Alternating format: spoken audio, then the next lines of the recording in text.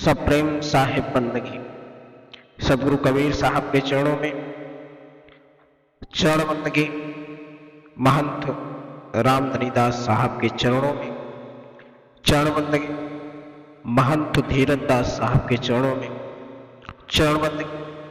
पौन पतित कबीर आश्रम नेवादा गौराडांड की पावन धरा बार बार कोटि कोटि नमन साहिब बंदगी। सभी भक्त प्रेमियों, संत सज्जनों, समस्त संसार के भक्तिमय माताओं बहनों को सप्रेम साहिब बंदगी। सदगुरु कबीर साहब ने किस प्रकार काल के विषय में बताया।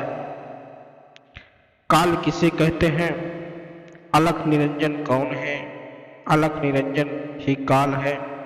इन सभी भेदों पे सदगुरु कबीर साहब ने राज खोलने का काम किया।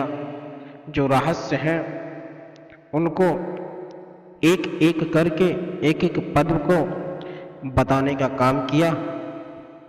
अगर कोई ज्ञानी होगा जो इस पद को सही रूप से समझकर और उसे संसार तक पहुंचाने का काम करता है, क्योंकि समस्त वक्ताओं के द्वारा सदगुरु कबीर साहब के बीजक में जो शब्द सम्मिलित है वह उन्हें साक्षर रूप से ही उसे प्रस्तुत करते हैं।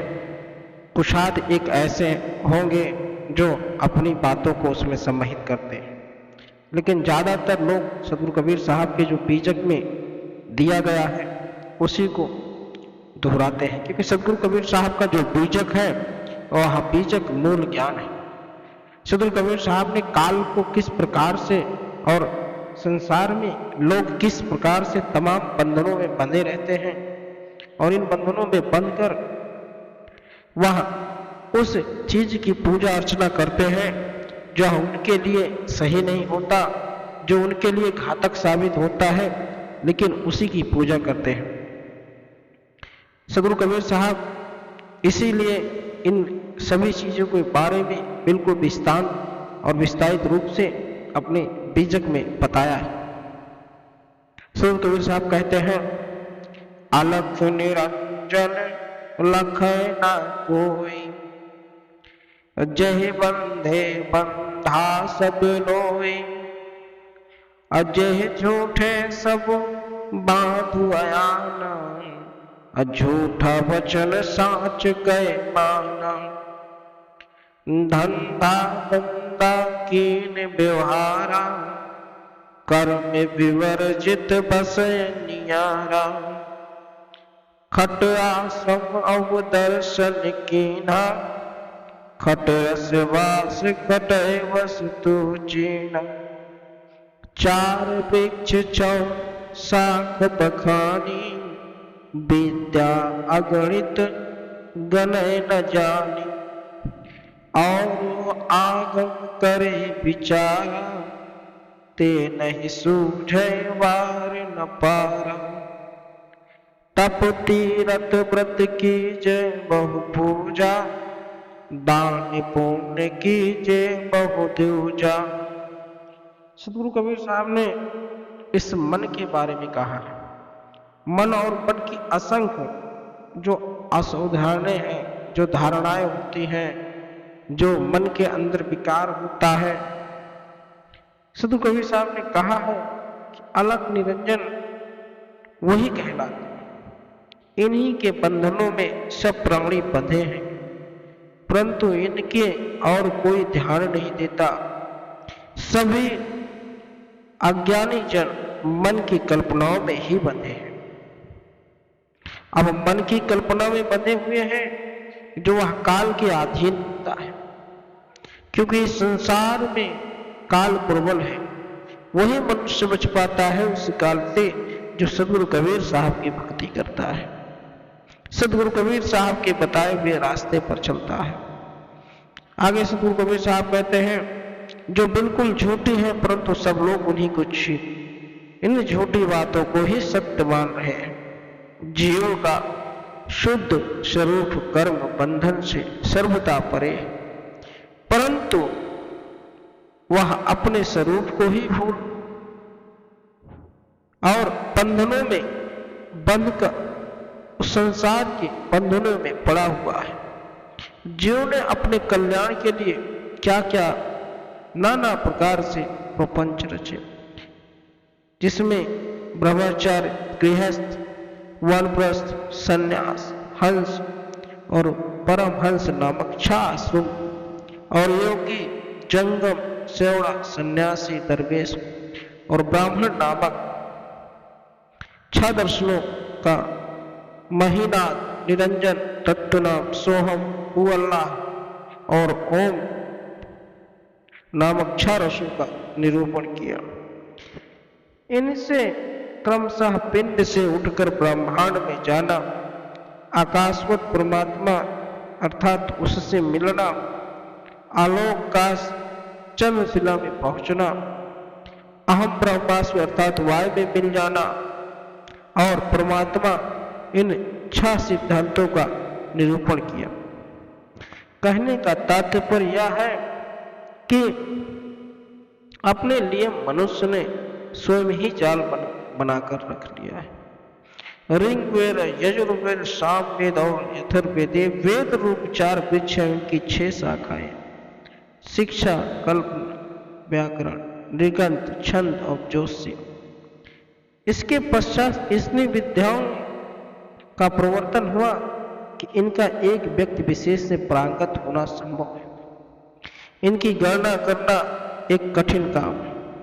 इनके आकृत अगम ग्रंथों और तंत्र शास्त्रों का विचार भी, जिनके ग्रंथ भी अनेक, फिर भी लोग अपने कल्याण हेतु जप, तीर्थ, व्रत और अनेकों प्रकार की पूजा, दान, पुण्य तथा नाना प्रकार के कर्म करते हैं। अब सदगुरु कबीर साहब ने यहाँ बताया कि किस प्रकार से लोग अपने अपने तरीके से पूजा पाठ, जप, तप, संयम करते हैं, लेकिन उस काल के जंजाल के विषय में कोई समझ नहीं पाता, उस माया को कोई समझ नहीं पाता और इसी संसार में बार बार भटक कर आता है। सदगुरु कबीर साहब आगे कहते हैं, मंदिर तो है नेह का, मत कोई बैठो धाय, जो कोई बैठे धाय के बिन सिर से दी जाए। सदगुरु कबीर साहब कहते हैं, सब मोह के मंदिर हैं, इसमें कोई दौड़कर मत घुसो, जो दौड़कर इसमें प्रवेश करेगा वही अनायास ही अपना सिर काट देगा। अर्थात माया के ज्ञानता के पीछे भागो, कभी उसके पीछे मत भागो, होश में रहो। सदगुरु कबीर साहब को कहने कहा है कि माया एक ऐसी मंदिर है जिसके पीछे लोग स्नेह का मंदिर होता है, लोग उस माया के जाल में फंस जाते हैं। माया छाया ये किसी, तो सदगुरु कबीर साहब ने स्पष्ट रूप से कहा है कि जब तक तुम जिंदा हो तब तक तुम माया के पीछे भाग रहे हो, उस परम पिता की भक्ति नहीं कर रहे हो जिससे तुम्हें कल्याण हो, जिससे तुम्हें मुक्ति मिले। तुम अलग अलग थलग होकर मंदिर, मस्जिद, शिवालयों में उस परम पिता को ढूंढने का काम कर रहे हो, जिसमें तुम्हें यह ज्ञात नहीं कि वह सर्वत्र है, सभी जीवों में है, लेकिन जो अच्छा कर्म करता है उसी के जीव, उसी के शरीर में वह परमात्मा वास करता है। जो बुरा कार्य करता है उसके शरीर में परमात्मा कभी वास नहीं करता। इसलिए बंधुओं, सत्कर्म पे चलो, भक्ति करो, संतों के साथ रहो और काल के जाल से मुक्ति पाने के लिए, इस संसार से मुक्ति पाने के लिए सदगुरु कबीर साहब के प्रवचन, सत्संग और उनकी वाणियों को नित्य प्रतिदिन सुनो। सदगुरु कबीर साहब के शब्दों को मनन करो, सदगुरु कबीर साहब के शब्दों को जानने की कोशिश करो, उनके शब्दों को समझने की कोशिश करो कि सदगुरु कबीर साहब ने क्या लिखाया है, क्या बताया है। क्योंकि सदगुरु कबीर साहब की जो वाणी होती है वह जरा ऐसा लगता है कि बहुत सीधी वाणी है, लेकिन अगर उसको जानने की कोशिश करोगे तो वह उस प्रकार से होती है जिसे समझने के लिए बहुत ही दिमाग लगाने का बात होता है और सरल तब भी होता है। लेकिन सदगुरु कबीर साहब को जानने के लिए, उनको समझने के लिए सबसे पहले उनकी वाणियों को ध्यानपूर्वक सुनना, उनके शब्दों को ध्यानपूर्वक अपने मन मंदिर में बिठाना, तब जाके सदगुरु कबीर साहब के शब्दों को कोई समझ पाता है। क्योंकि सदगुरु कबीर साहब ने सीधा ही कहा है, जो व्यक्ति इस संसार में आया है वह जाएगा, वह कुछ लेकर नहीं जाता। अगर वह कुछ लेके जाता है तो वह अपने किए गए कर्मों को लोगों के बीच में रख के जाता है। अगर तुमने अच्छा कर्म किया है तो लोग तुम्हें अच्छे कर्म के लिए जानेंगे, अगर तुमने बुरा कर्म किया है तो लोग तुम्हें बुरा कर्म के लिए जानेंगे। अन्यथा सारी चीजें यही रह जाएगी, कोठी बंगले महल अठारी सब कुछ। इसलिए बंधुओं, सदगुरु कबीर साहब के शब्दों को समझो और सदा ही संतों के साथ जीवन बिताने का काम करो, संतों के शरण में जीवन बिताने का काम करो। अगर जो भी समय आपको खाली मिल जाता है उसमें सत्संग और प्रवचन सुनने का काम करो, जिससे आपका जीवन में कल्याण हो और आपको मुक्ति मिले इस संसार के आवागमन से। सबसे पहले अपने आप को भी बदलने का काम करो, मांसाहारी जीवन छोड़कर शाकाहारी जीवन व्यतीत करो, क्योंकि तुम्हें मनुष्य रूपी जीवन मिला है, राक्षस रूपी नहीं।